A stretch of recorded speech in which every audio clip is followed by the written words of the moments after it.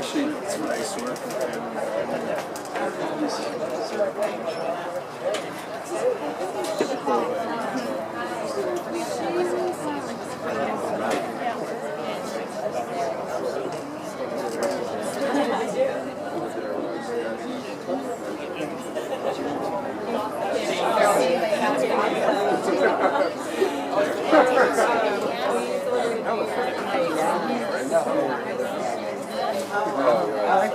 Yeah, you know, it's funny. He just said he just said it today. Yeah, he just said it today. Actually, I was awesome. I can't watch it. That's cool.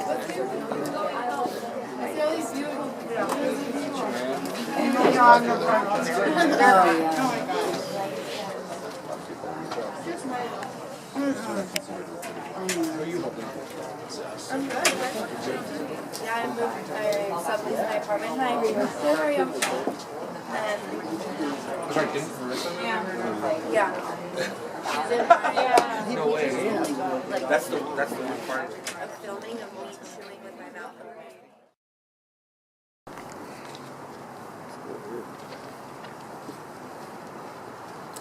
I'm Rabbi Jim Kaufman, and I'm here for back many, many years, a lot of decades, with the Goldberg family, and a few other families who are here. And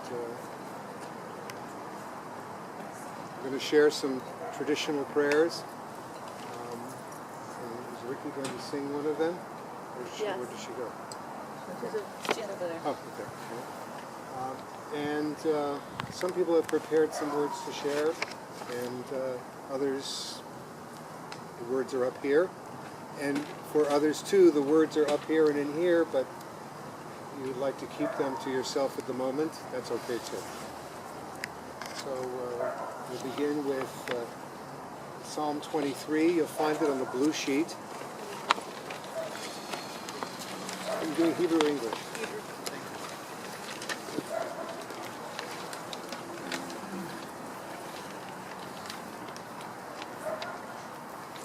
Psalm 23. It's called the Psalm of Comfort and Faith.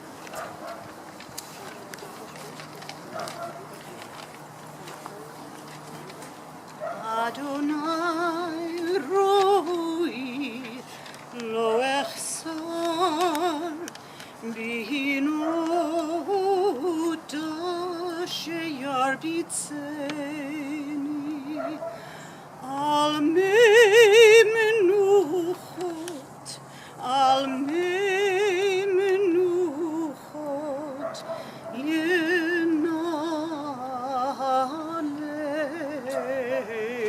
yenaleini nafshi yeshorerai yeshovei yancheini mavilei tzedek Yanchini b'magle tzedek leman shemo Am kilech begitz al mavet lo irara ki ata imadi shiftecha umishantecha hema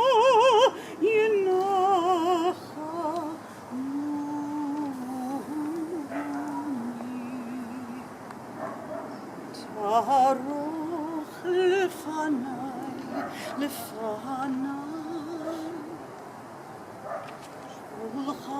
Shulchan neged zorai Dishanta vashemen rushi Kusi revaya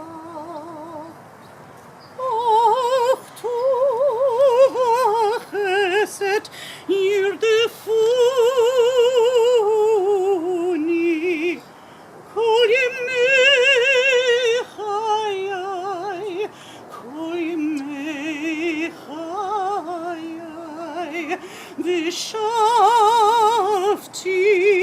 bewegt Adonai leorech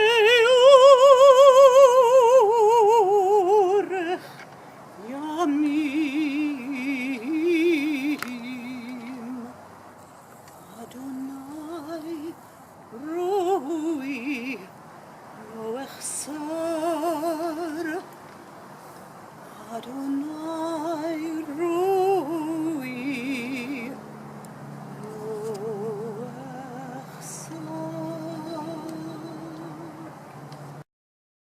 Writes, we need one another when we mourn and would be comforted. We need one another when we are in trouble and crave help. We need one another when we would accomplish some great purpose and cannot do this alone. We need one another in our defeats, when with encouragement we might strive again. We need one another in the hour of success, when we look for partakers in our joy. And we need one another when we come to die, and would have gentle hands prepare us for the journey.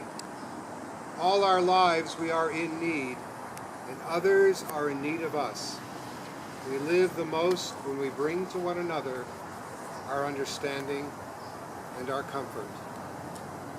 For we mourn the death of one we knew and loved, because our own world changes as a result of the loss.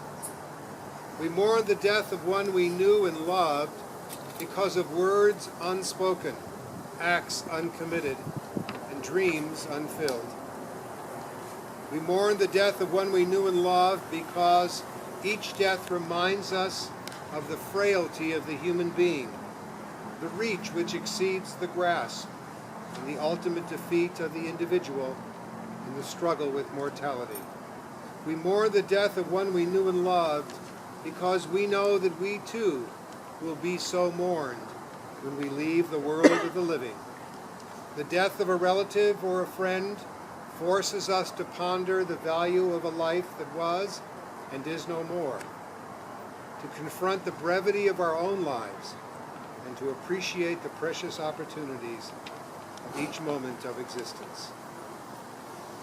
Asai Nail Hehari Me'ayin Yavo Ezri, Ezri Me'im Adonai Oseh Shemayim Va'aretz.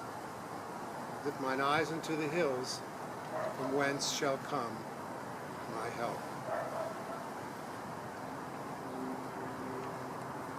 The words I just said in Hebrew, Jewish tradition, they come from the book of Psalms in the Bible. And they're somewhat relevant because none of us at this moment needs to turn to God for answers to questions or for help. But more importantly, we need to turn to ourselves, to each other, to share words, if not words, just simply to hold on to each other. And in doing so, bring comfort and ultimately understanding. Stephen Elliott Sands was the son to Helen and to Jerry. He was the soulmate, and it was Jennifer, the word that she wanted to use. Soulmate to Jennifer, very close to Jennifer's mom, Freddie, as is obvious to me, a friend to so many. Rabbis are warned not to talk a lot or too much at funerals because we don't want to set up the expectation that we actually in a half an hour are going to be able to summarize someone's life. You can't do that. And that's why Jewish tradition says after the funeral, after the initial gathering, spend more time together. Because in that sharing, in the talking, in the rehearsing of one's life, you ultimately complete the eulogy. So that's what we're going to do now. We're going to start. No, we're not going to finish. We're going to begin. And I'm saving Jennifer's words for the end. We always need someone to begin. So when just from wherever you're standing, it could be a sentence, it could be a recollection.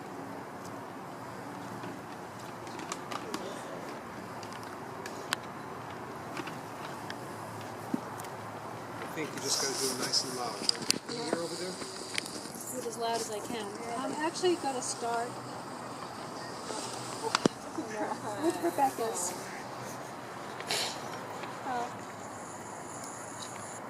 Rebecca's at Burning Man, and we didn't want to stop her from going because it's too important to her, and Jennifer understood.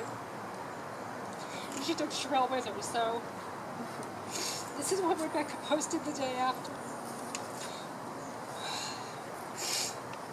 Breathing and breathing with tea and tears and sunrise bike rides. Send your prayers and love to my amazingly strong sister in this moment of watching heartbreak, wrenching heartbreak for her. If you have a moment to set your intention, we all deserve some, I'll use just the word F, mercy. That's for sure. Do yourselves and me a favor. Please, please, say what you mean to those you love. Leave nothing out. You never know when they won't be around to hear it anymore.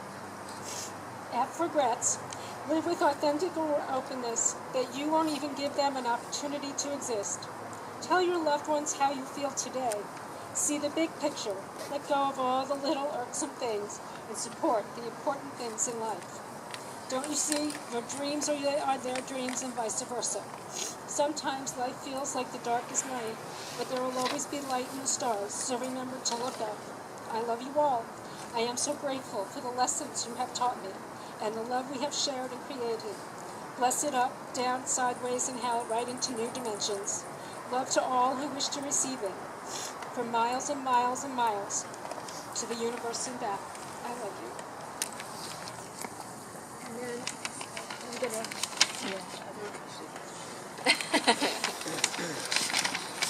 Didn't you try or you made it tiny? That's why I made a big print. So that you can be really loud, so everyone in the back can hear. So I just wanted to share a little bit of Stephen that I knew. The Stephen that I knew loved Jenny. And that would have to start with Jenny. She's had a few boyfriends over the years. And at one point I said to her, I didn't think you could do worse than that, but yet somehow you have. And then she met Stephen. Well, I mean. And then she met Stephen. They were both very shy about sharing the fact that they were taken with each other. In fact, I believe they spoke to Adam Mindell of BTS before they even talked to me. Stephen was soft-spoken but not shy as he held Jen's hand at the first family meeting after that. And then we shared many Wednesday evening dinners together. Sometimes the three of us, and sometimes all six of us, because Charlie had to join Helen and Jerry and I for dinner, which meant we had to eat outside somewhere in Culver City.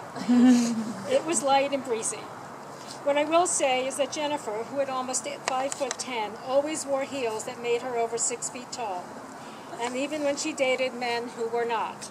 And then she met Stephen, and he was definitely over the 6 feet, but all of a sudden the heels were gone. And pretty early on, Stephen joined us for sushi. And I asked him what he liked, and he looked at me very unsure. And he said, what have you had in the past? And he said to me, whatever was at 7-Eleven. And I said, oh, Stephen, that is not sushi. And you will have to learn to eat real sushi if you're going to be part of this family.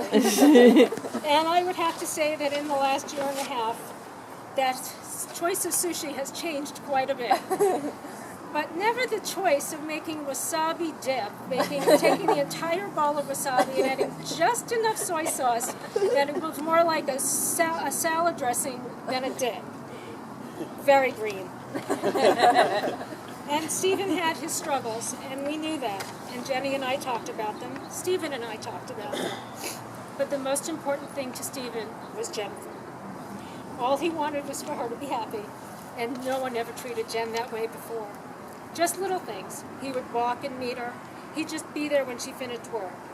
He made her the most unbelievable gifts from his welding class. He respected her wishes, and he allowed Jen to be Jen. And that was more important than anything. For those of us who know Jen, sometimes that's not the easiest place to be.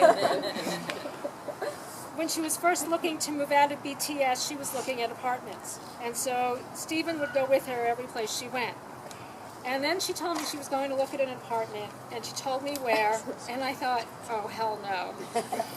And then we met for dinner because it happened to be a Wednesday. And Stephen and I were waiting while Jen went in to order dinner because we had Charlie. And he looked at me and I said to him, "She is not living in that neighborhood." And he said, "Oh, hell no." He said, "I waited outside for her and I wasn't sure she was coming back. But I made sure she came back and we're here and she is not living there." The two of them had many plans, many of them long-term. Some I didn't quite know about yet.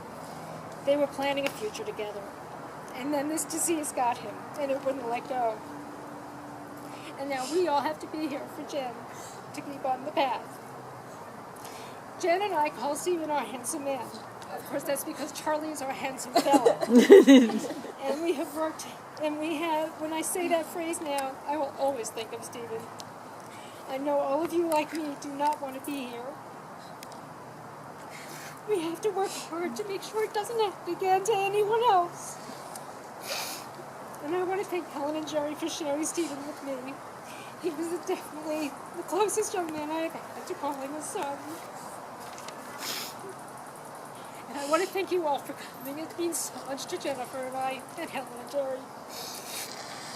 I really have to thank Ricky and Deborah for helping me put this together, and for Ricky for opening her home to us. So many people we just never could have thought. But most of all, I want to say that Jennifer has proven to me yet again that she is tougher than she thinks, and that we will get through this together if we don't die.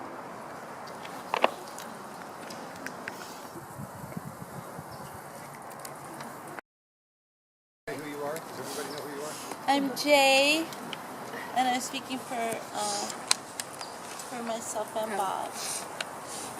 And I'm going to do this because the longer we wait, the more likely it is I'll cry. I don't want to cry. I want to celebrate Stephen. After our own family struggle with addiction brought us to Beit Teshuva, we were drawn into the support of this unique community.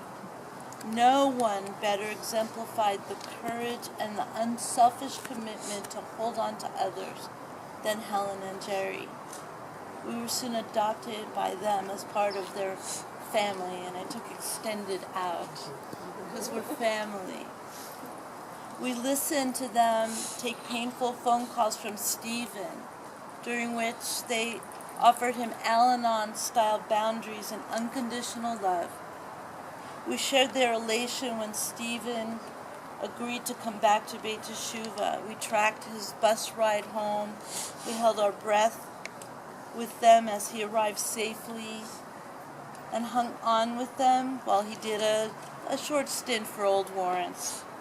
We breathed a sigh of relief with them when this stay at Beit Teshuva seemed to produce recovery. We were overjoyed along with them when he began to build his life, including getting back on track with work and school, and most incredibly, falling in love with his soulmate, Jen, who we also just welcomed into our hearts. Having already become family, we quickly grew close to Stephen and got to know the beautiful young man he truly was. Stephen was kind and sweet, given to warm hugs, was affectionate and sensitive, bright, loving, a devoted son, a caring friend, and a gentle partner. We were drawn to his tender soul and soon felt that he and Jen were our kids as well. He was a gifted creative artist using the more utilitarian skill of welding to create delicate sculptures.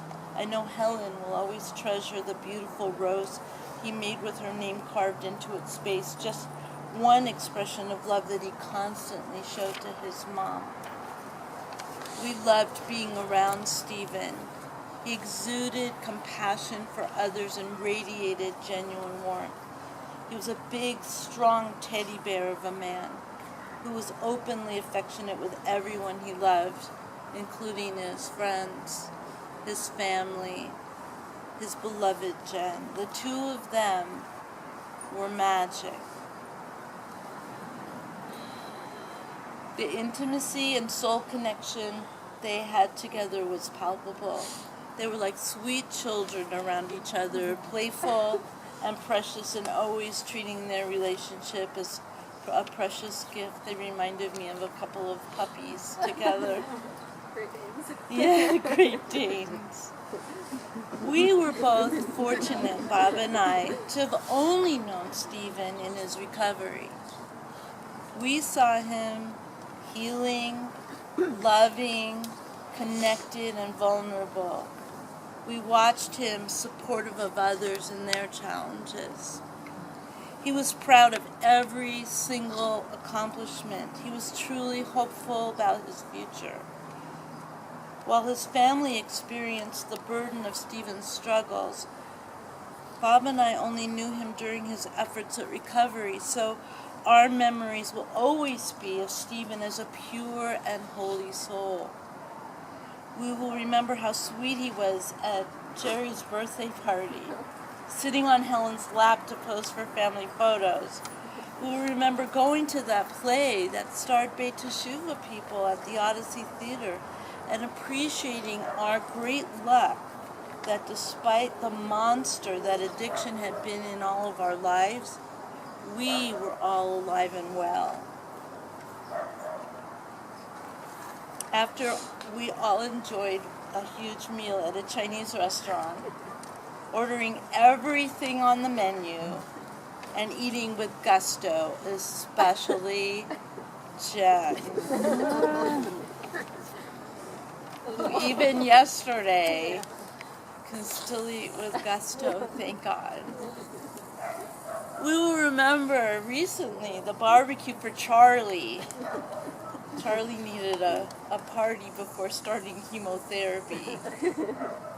And Levi, our dog, was the only other four-legged guest. They kind of got along. Hanging out with Stephen and Jen and their friends at the pool, we felt grateful that despite their histories, they seemed to us like any other young, affectionate couple in love with a future together. We also remember comforting one another during the celebration of Yus Polstein's life just a couple of weeks ago. Grateful that our loved ones were not victims of such pain. And I remember that I had said, can you imagine what his parents are going through right now? And we were so grateful that we couldn't.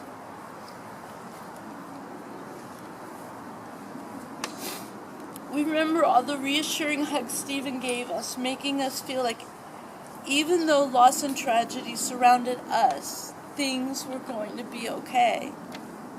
This is the snapshot of Stephen we hope to give as a gift to everyone that mourns him.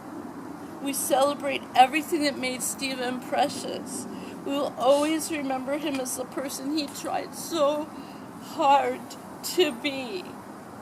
We were all blessed to have gotten to have time with this sweet young man. The energy of love he radiated during his life now surrounds us all and has woven into our hearts. Despite the pain, we are all blessed to have been changed in wonderful ways by having known Stephen, and we will remain grateful for that. If not for Stephen, we would not have the honor of having Helen, Jerry, Jen, and Keith be part of our family. We hold on to you, support you, listen to you, and love you. We always, always will. These words are inadequate to express what's in our hearts, but we hope you know how much we love Stephen and how much we love all of you. Thank you, Stephen, for touching our souls during your brief stay on earth. And thank you to everyone who valiantly battles along with us in fighting this terrible disease. We are grateful and honored to be in all of your lives. Thank you. This is from Kyle Pullen from Israel. He wrote this letter and asked for us to share it. Stephen, I want to talk about our history. I went into BTS for the first time, and I remember meeting you in 9500. We both were assigned maths, which is how our bond began. I remember telling you my anger and hate, and we're related on so many ways. But you were the first real friend I met and got to know with getting sober. I remember the days we pushed the cart after washing the mats, and they would all fall right before we got inside. We looked at each other like, here we go again. I looked up to you and had the most respect. You opened up to me so much about your past and made me appreciate what we had, which is a true friend. Now you rest with angels and know everything here is taken care of. Jen is a phenomenal woman who will always have my support and love through this life. I can say for your mom that she is the most caring and loving woman that is a gift from God. I sit here every night and care for your family. But remember, I'm a soldier and I'll always be in the fight. It saddens me that I'm in Israel and can't be here tonight. But I feel honored that this was read tonight. I know how much you are loved. I love you, Stephen. I will do anything for your family and Jen. Memories are something that will stay forever and won't be forgotten. I will see you again, so save me a seat next to you. I could just, it was like just last week, you know, just last week that he was around. It was just a trip. He was full of compassion, full of kindness. He's very helpful. He was one of the guys that I'd walk into a room and I'd see him and I'd put a smile on my face. He was that genuine. He was a real person, and that's who I'm attracted to, is real people. And me and him, we clicked right off the bat, you know. I knew him when I knew Steve back when he was 18 years old in PRC, Pasadena Recovery Center. I remember him being just a skinny old, you know, kid with glasses on that was a rapper. You know, I remember him rapping and filming and doing his raps on tapes and all that, you know. And you know, we had, you know, we had some bonds at the time, but we weren't really that close. And then I just ended up, like, probably a couple months ago, seeing him again for the first time in a long time at a meeting. And just from how he was then to what he looked like to what he looked like now, it was like, wow, you know. It was wow. He was just some skinny old guy, you know, that was a rapper, to a corn-fed looking white boy with tattoos everywhere. You know what I mean? Just long hair. I thought it was some biker. He kept on staring at me in the meeting. I was like, I don't know what this guy's problem is, but I didn't really recognize him, you know? And then he put that smile on his face that just brought all the memories back. He put a smile on his face, and I was like, that's Steve. He's like, you remember me? I was like, yeah, you know, and we clicked right off the bat, you know? He was just one of those guys, like I said, that was really genuine. He was really nice, kind, you know. He was very, very helpful, you know. Yeah, we both related in a sense that we both had welding careers. Actually, I just took him through the LA City test like a month ago. You know, I helped him study for it, and he passed the test. He's a very smart guy, because that's a very hard test to pass, and he passed it. And I remember him calling me up happy when I saw him at a meeting. He was super happy. You know, he was like, yeah, I passed. I was like, good job, bro. I know you can do it, you know. You're very smart. I knew you'd be able to do it. And you know, it made me happy that he passed. You know, it made me really happy. You know, we stayed in contact. We were building a pretty good friendship, man.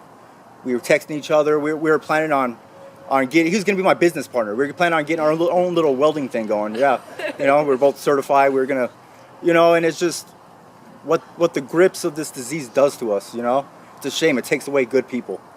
You know, it takes away good people. It takes away, you know, just people in general, and it's a shame that he had to leave us. You know, my condolences is with all you guys, and he's a friend of mine, and I'm gonna keep him in my prayers.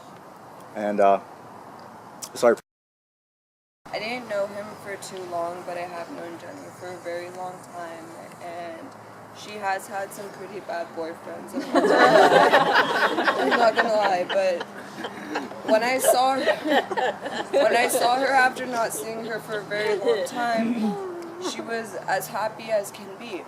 And she explained that she met this guy, Stephen, and everything, and when I met him, I understood why she was so happy. We went to Hermosa, right? We went to Hermosa Beach, and he was trying so hard to find her little present, asking me every 2 seconds, is this the right color? No, she's not gonna like it. No. And he kept going back and forth, looking. Finally found this little glass red heart necklace, and after he bought it, he couldn't figure out how to put it around her neck for the longest time, and he got so sad within himself. He's like, I don't know how to open it. Can you help me? And I'm just like, oh my god, we're trying to do it for the longest time. But after we went back from Hermosa, he got us some ice cream. You guys always had so much ice cream. Right? He would get us ice cream, and I just remember she would be climbing all over him. He's trying to watch his TV, and she's climbing all over him, but he never pushed her off. He was never annoyed. He was never mean to her. He just was this big, fluffy, cuddly bear. They always cuddled each other and loved each other, and that's how I remember them, and that's how I will always remember them. Like that.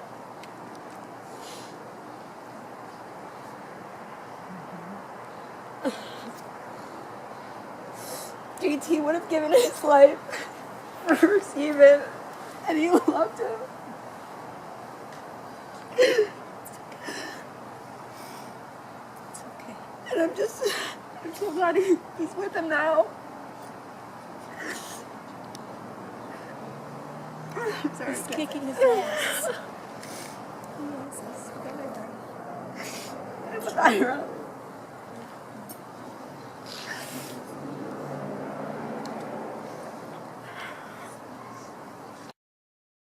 I got to Beit Shuva in 2011. I want to share just a couple of funny things because Steve was the kind of guy I always beamed. And we just smiled at each other whenever we saw each other. He was that kind of guy who just there didn't need to be words. You just looked at each other and smiled. But I remember the second day I was at Beit Shuva, I was sitting in a group with Luke, nodding off, and he never ever let me forget that. Just pretty much, if it had been at least a week since I saw him, he'd be like, hey man, you remember that time? And just would never let me live it down. Even yeah. Steve was one of the first people who reached out to me and acted a friend to me when I was at Beit Shuva. You know, early recovery can be a real confusing, lonely time. And one night, I went out with the guys to play basketball. And I suck at basketball. I didn't want to play, it was an excuse to get out of the house. So I went, and I was the only one not playing, and Steve came up and he goes, hey man, why don't you play? And I was like, I'm not good, you don't want me to play, I'm having fun watching you guys. He goes, come on man, you could be on my team, it's cool. And I was like, trust me dude, you really don't want me to play. And he went from being this gentle, friendly, to he kind of nutted up a little, and he said, you're playing. And I was a little more afraid to say no than to embarrass myself. So I went and I played, and I remember I would just be standing out and he would have a shot and then would just pass to me. And I'd be like, no. And he'd just be and throw it to me. He just always involved me, even when I wasn't really feeling it. It was cool. Yeah, Steve wasn't an outwardly emotional guy, but when you knew him, he always opened up. He was once you got past that little surface shyness, he was an open book, and he would always share his emotions with me, always spill how he was feeling. We talked a lot, and there was a period where he was traveling, and I didn't see him for a while. He came back to LA, and I just remember came to the shuv one time and he told me about how he's so full of fear and how he just wanted to run away from it all, and he had all this stuff hanging over him, legal stuff, he didn't want to deal with it. And we talked about it, and I heard from him a month and a half later. He was back at the house and he's like, yeah, I'm gonna turn myself in. And I was just so proud of him finding the courage. And I love Steve. He's one of the people I really wanted to see succeed. And I'll end by saying, I remember I was getting to know Jenny a little bit as my relationship with Shay was developing, and they were roommates. And I talked to her a little bit, and she opened up to me about her guy tribulations a little bit. And she's like, I met this guy, he seems really nice, but I'm afraid, I'm not really sure, if his motives are good. And I'm like, who? And she's like, Steve Sands. And I was like, okay. and I talked to Steve, and he was like, "Yeah, man." He's like, "I met this girl. I really, really like her, you know, and I'm just worried, you know, that like I just want it to work. I just want it to be good. I just want it to be a good thing, you know. I don't want to mess this up. I don't know." And I just watched them kind of come together and make each other really happy, and I was just really, really happy for both of them that they found each other and it blossomed. I'm Joe. First of all, I want to thank everybody for coming. Friends, residents, ex-residents, counselors, ex-counselors, family, people who knew Stephen personally, people who know us from Beit Yeshuva and our lives. Really, it's beautiful to be here tonight, and thank everybody for their thoughts about our son. Just to promote, there's an flyers on the table. It's September 7th, 12 o'clock, Beit Yeshuva. We'll do another celebration of life for all those people who were able to come, and of course you are still welcome to join us. I'm not going to say much about Stephen because those who knew Stephen know everything about there is to say. Stephen had a hard life. He tried to make the very best of it. The last 2 years of Stephen's life were the best 2 years he ever had. Absolutely the best. Meeting Jen was a big turning point in his life. Went to school, created a direction for himself. Dean's list for every semester that he went, straight A's. Got a job, was working from 4 to 12 at night, washing dishes. Okay? So he could make some money. It was like, how are you going to go to school for the last semester and do this? And thank you, he did pass his welding test. And the day he passed was the day we were going to go pick it up. So, get his license. And I'm going to read a poem instead. And hope to see you all later in the talk. So many of you, and so maybe you'll just appreciate this. It's called I'm Free. Don't grieve for me, from now I'm free. I'm following the path God has chosen for me. I took his hand when I heard him call. I turned my back and left it all.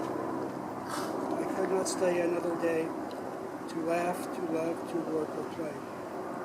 Tasks left undone must stay that way. I found that peace at the close of day. If my parting has left a void, then fill it with remembered joys. A friendship shared, a laugh, a kiss. Oh yes, these things I too will miss. Be not burdened with times of sorrow. I wish you the sunshine of tomorrow. My life has been full. I savored much.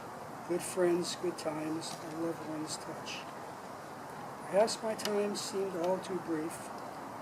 Don't lengthen it now with undue grief. Lift up your hearts in peace to thee. God wanted me now, he set me free.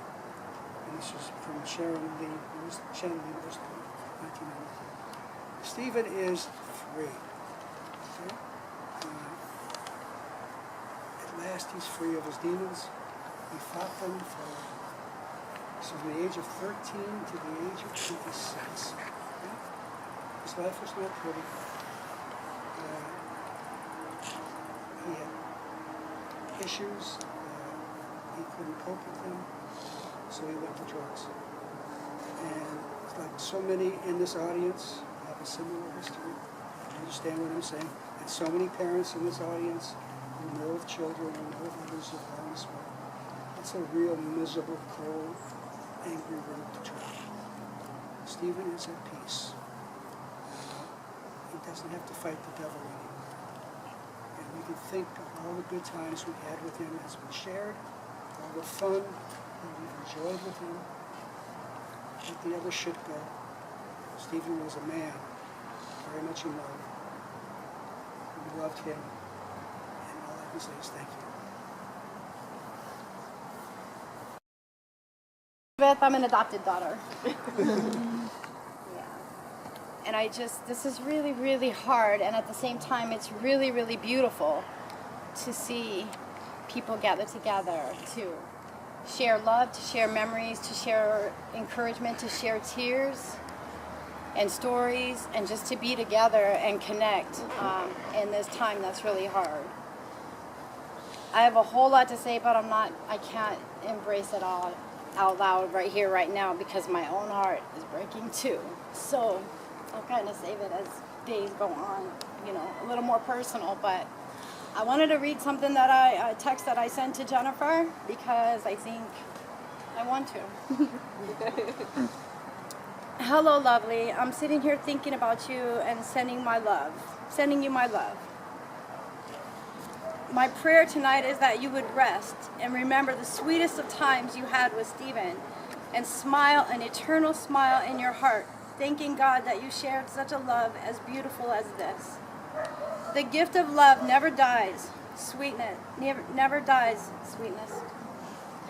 Love transcends death. Smile, my dear Jennifer. That gift is yours and it's forever. It's yours and his forever. I love you, Elizabeth. And when I was thinking about it and I read it, and I'm like, that's not just true for you, but that's true for everybody that loved him. When people go, there's something that stays with you always, and in that is the power of love. And we have the gift of being able to remember and being able to share and keep life. We have the gift to speak life and to share life and to still smile even when somebody is not right there. For instance, right now, my son is not standing right here. He's over at Beit Shuvah playing around. But I could tell you something about him. Like, I'm so glad that he's over there and that he's in love with Beit Shuvah. And I'm sharing love. He's doing rap songs up in the studio. So I'm sharing a smile, but he's not here right now. And it's the same with Stephen. That is the gift of love. You will miss his physical presence. I will too. Mom, you're so amazing. You're so amazing, and nobody's going to let you fall. Nobody's going to let you go through this by yourself. You will be surrounded, whether it annoys you or not, with people that love you, care for you, and will hold you and Dad up during this time, and Jennifer, you too. But after the tears, love stays forever. That's all. That's all. Although I didn't know Stephen that long, like 6 months, and I'm twice his age, and I don't get close to too many people. Look, I cry on a t-shirt commercial. But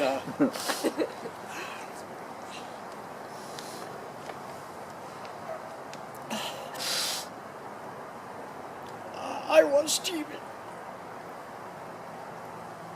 And I am Stephen, if that makes any sense. I was in that play about addiction recovery, and Steve went to see me. He was supportive and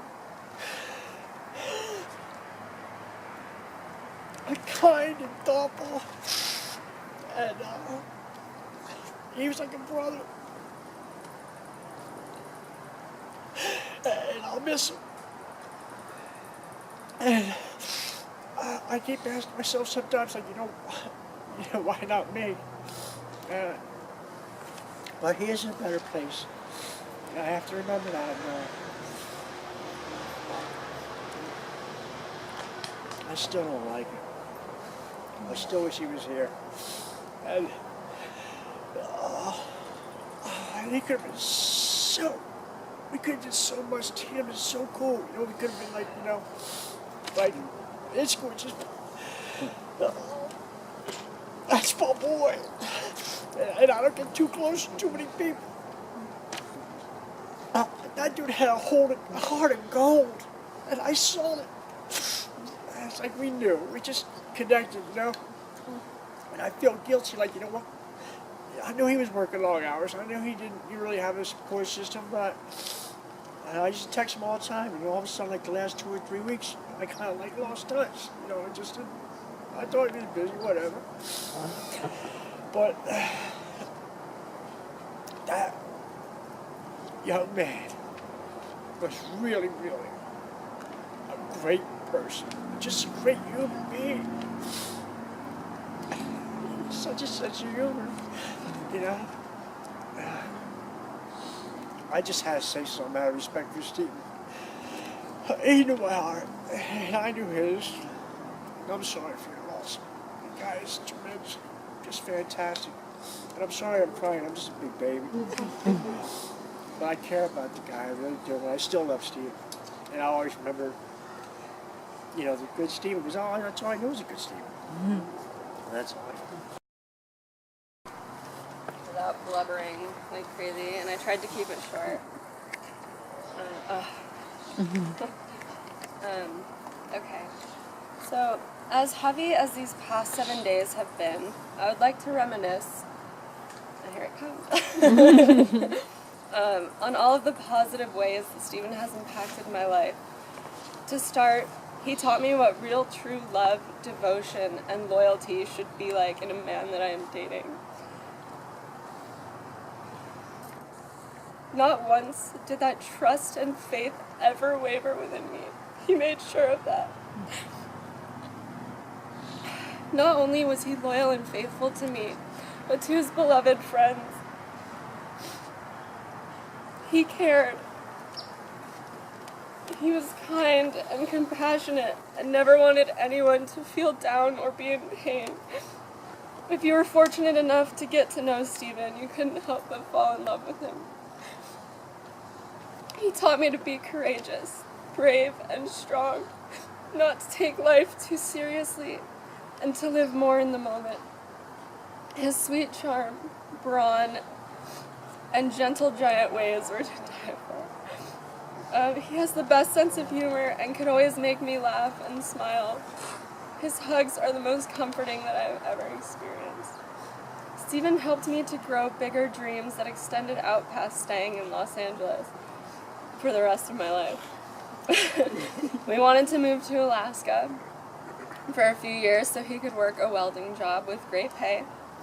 And we wanted to travel the world and retire in Montana with acres and acres of land and all the farm animals I ever wanted. He shared with me dreams of marriage and a family. Thanks to Stephen, I have grown a sense and desire for adventure that I plan to continue to fulfill with him by my side. In an anniversary letter from Stephen dated December 16th, 2013, he wrote to me, "I wouldn't know this kind of happiness without you loving me every day for the past year. You give me strength, and you've shown me how to love with my whole heart, my whole body, and my whole soul. I love you with everything I have, and would give anything in my power to give you. You are the love of my life." His love to me was as my love to him. I am grateful to Stephen for the last 2 years of incredible memories, for welcoming me into his heart and into his family, for the turtles he gave me 2 weeks into our relationship. Nuts and bolts. And for the love he made me feel every single day, and to God for putting him in my path. Stephen, you will never be forgotten, and you will be forever in our hearts. As a friend of his said to me, he's up there looking over us now, and that's not a bad guy to have watching your back. Thank you everyone for coming tonight. It means the world to me and to Stephen. So thank you.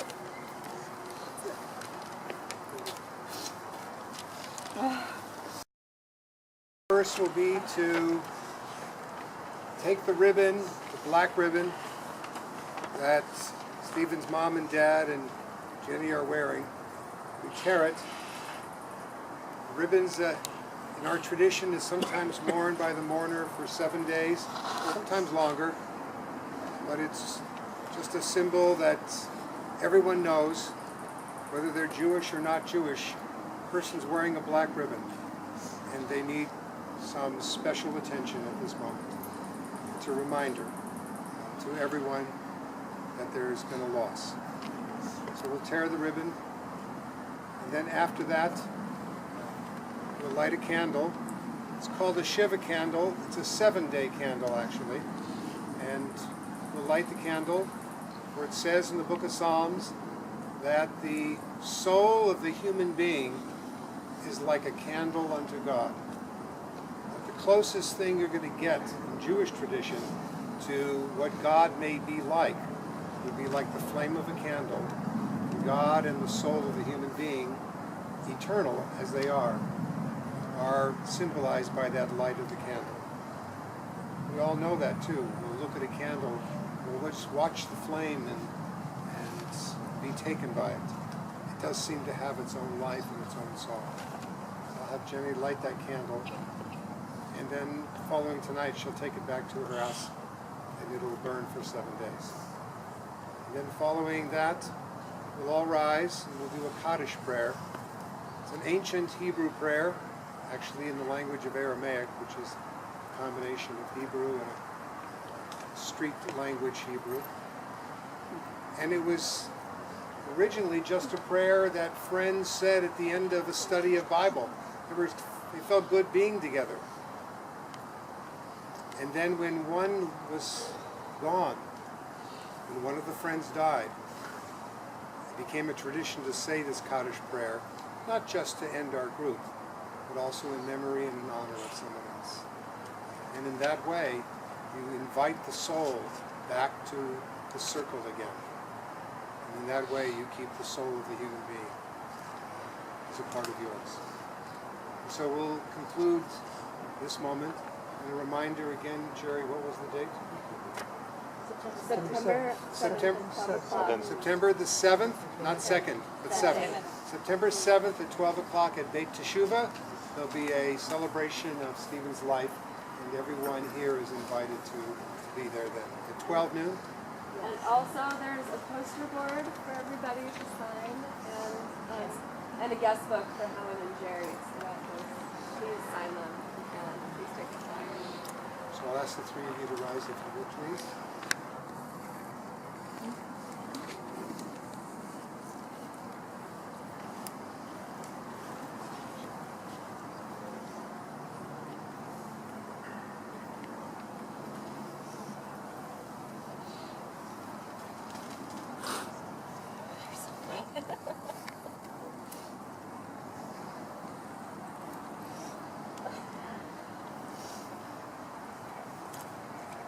Ask everyone to rise, please, if you're able to.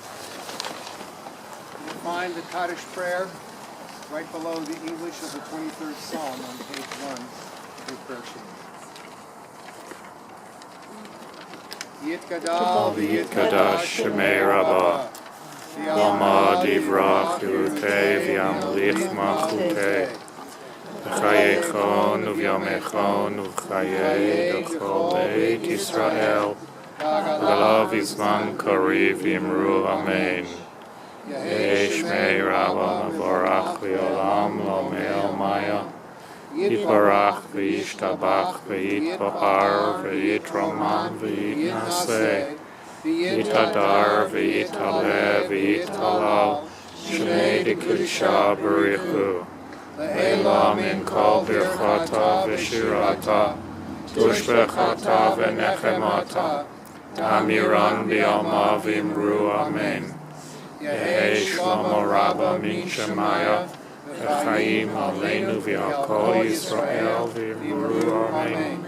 Oseh shalom b'mramach Uyaseh shalom aleinu v'al kol Yisrael v'imru amen. Continue together in the English. May God's name be sanctified and praised. Amen. May God's design for this world, for us and our people, lead us to justice and good. May God, who has decreed that all who live must die, teach us to accept death, yet with all our hearts desire life. May God, whose plan for us is sometimes hidden, reveal a way to become stronger, having faced the trials of life. And may God, Oseh HaShalom, be for us a source of comfort, strength, and peace. Let us say Amen. Four things are beautiful beyond belief: the pleasant weakness that comes after pain, the radiant greenness that comes after rain, the deepened faith that follows after grief, and the reawakening to love again. May all that was good, and loving, and lovely in Stephen's life remain through memory a source of blessing to each of us. We say together, Amen. There is food. There is food. Such a tempting thing to say.